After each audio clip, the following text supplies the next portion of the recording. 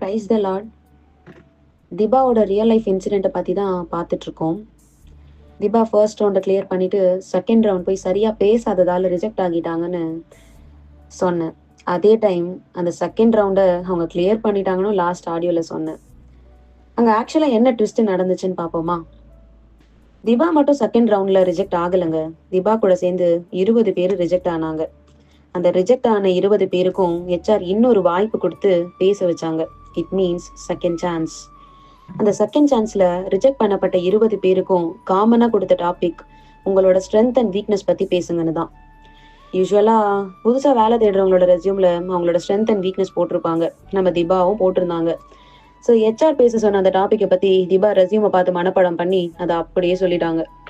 ஒரு சந்தோஷமான விஷயம் சொல்லட்டுமா? HR அந்த 20 பேருக்கும் ஒரே டாபிக் கொடுத்து தான் பேச சொன்னாங்க. அந்த 20 பேர்லயும் திபா மட்டும் தான் செலக்ட் ஆனாங்க. மீதி 19 பேரும் செகண்ட் சான்ஸ்லயே ரிஜெக்ட் ஆகிட்டாங்க.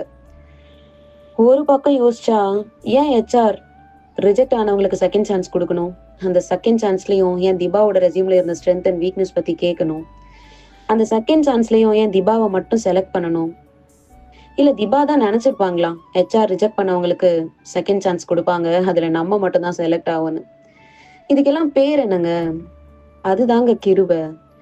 ஒருத்தர் மேல ஆண்டவரோட கிருபை இருந்தா எல்லாமே அவங்களுக்கு சாதகமா தான் முடியும். இதை கேட்டு முடிச்சதுக்கு அப்புறம் நீங்க எல்லாரும் நினைக்கலாம், HR செகண்ட் சான்ஸ் கொடுத்தாங்க, திபா ஏதோ ட்ரை பண்ணி அந்த ரவுண்டை கிளியர் பண்ணிட்டாங்கன்னு. ஆனா அது உண்மை இல்லைங்க. The second chance was not initiated by HR. It was already planned in heaven. Tibba மேல ஆண்டவர் கிருபை இருந்ததால மட்டும்தான் திபாவுக்காக நடக்கவே நடக்காத செகண்ட் சான்ஸை HR மூலமா கொடுக்க வச்சு அதுல திபாவை மட்டுமே செலக்ட் ஆகவும் வச்சாரு. ஸோ திபா வெற்றிகரமா ஃபர்ஸ்ட் அண்ட் செகண்ட் ரவுண்டை கிளியர் பண்ணிட்டு 3வது ரவுண்டுக்கு போயிட்டாங்க. தேர்ட் ரவுண்ட் தாங்க ஹைலைட்டு. இன்டர்வியூ எடுத்தவர் கிட்ட எந்த கொஸ்டினுக்கும் திபா கிட்ட ஆன்சர் இல்லை. எல்லா கொஸ்டினுக்கும் திபா சொன்ன ஒரே ஆன்சர் ஐ டோன்ட் நோ தான். ஆனாலும் திபா தேர்ட் ரவுண்டை கிளியர் பண்ணிட்டாங்கன்னு சொன்னா நம்புவீங்களா?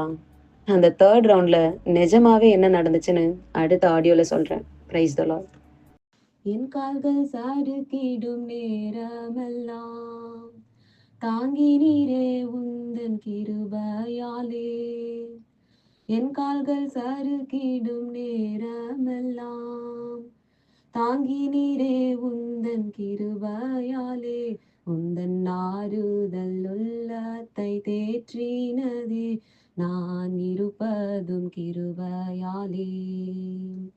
உந்தன் ஆறுதல் உள்ளத்தை தேற்றினதே, நான் இருப்பதும் கிருபை.